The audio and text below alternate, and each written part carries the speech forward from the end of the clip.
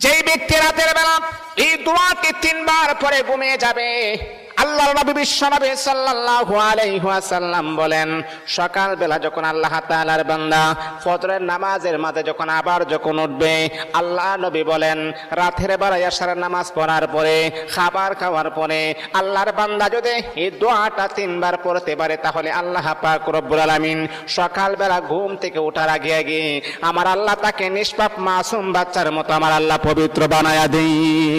দোয়াটা সবাই আমরা জানি, আমরা সবাই কিন্তু দোয়াটা জানি, কিন্তু আমরা আমল করি না। দোয়াটা হলো আস্তাগফিরুল্লাহাল্লাযী লা ইলাহা ইল্লা হুয়াল হাইয়ুল কাইয়্যুম ওয়া আতুবু ইলাইহি লা হাওলা ওয়ালা কুওয়াতা ইল্লা বিল্লাহিল আলিয়্যিল আযীম। 3 বার যদি আপনি পড়তে পারি, ইনশাআল্লাহ আল্লাহ পাক রব্বুল আলামিন আমার আপনার জীবনের সমস্ত গুনাহগুলোকে আমার আল্লাহ ক্ষমা করে দিবে।